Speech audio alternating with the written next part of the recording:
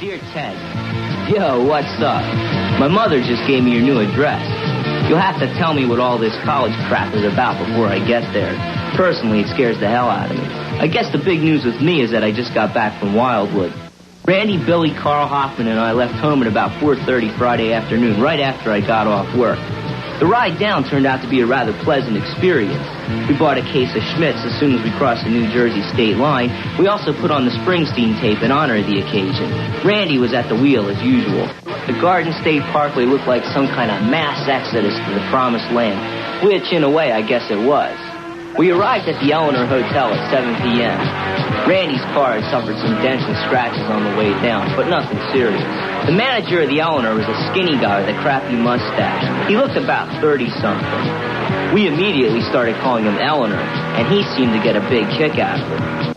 The 2 rooms that Eleanor gave us were on the 3rd floor. They were the only rooms on the 3rd floor, as a matter of fact. We dumped our junk on the floor, and I tested out the mattress on the bed. Carl and Billy went out for beer, and when they returned, we downed a few celebratory brews before going out. As far as the evening festivities were concerned, first I ate like a real pig at a place called Marge's Seaside Diner. Then, as you might have guessed, the better part of the evening was spent walking up and down the boardwalk in the hope of picking up some girls. It was pretty damn cold that night, too. Billy and I, of course, didn't have the nerve to approach anyone. Hoffman and Randy pulled their usual high-pressure act and managed to scare away all the girls they talked to. Good old Carl, however, proved once again to possess an uncanny power over women. We found him talking with 4 girls from Bishop something or other high school. They weren't beauty queens, and they weren't too bright either. But what the hell, we thought. Believe it or not, they came back with us to the Eleanor. Another beer run was necessary, and this time Billy, Randy, and I went. By the time we returned, Carl had already latched onto a flat-chested redhead, and Hoffman was having a deep conversation with a blonde with glasses. Randy managed to coax another blonde to go with him into the other bedroom, which didn't surprise any of us. The next morning, we all crawled down to the beach. It was a beautiful June day, marred only by the fact that my head felt like it had an axe embedded in it. Hoffman thought he was going to get sick right there on the sand. Thank God he did not. I'm sure it would have set off a chain reaction with the rest of us. Randy kept on going on about Karen, the girl he fooled around with the night before. He kept on speculating whether he'd see her that night as well. He didn't, but his swaggering monologue managed to put me and everyone else to sleep, causing us all to fall victim to severe sunburn. Little did we know that this sunburn was to have a profound effect upon our weekend. That night, we decided to go bar hopping. In truth, we wanted to go someplace where the light was dim enough to hide our irradiated faces.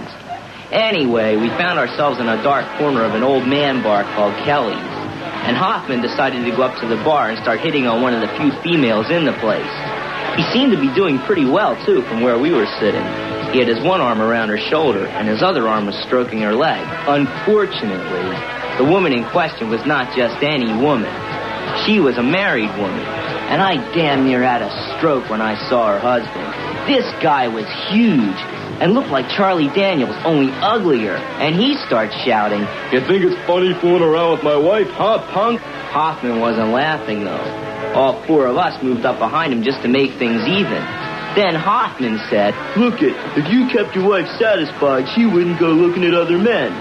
At this, we all turned to bolt out of the place with all speed, but the Colossus in New Jersey reached down and grabbed Randy and Hoffman by the shoulders.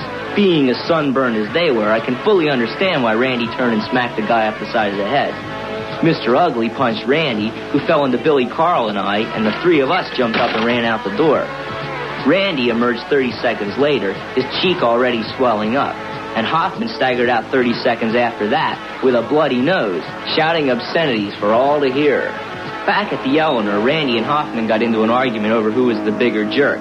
Then Hoffman shoved Randy, and he fell into the nightstand and knocked his radio cassette player to the floor. I don't know if the fall really hurt the radio or not, because Randy threw it at Hoffman, who ducked, allowing the radio to smash through the front window and onto the pavement below. Eleanor was upstairs in a flash, telling us all to get the hell out or he'd call the cops. We were packed and out of the door in less than 3 minutes.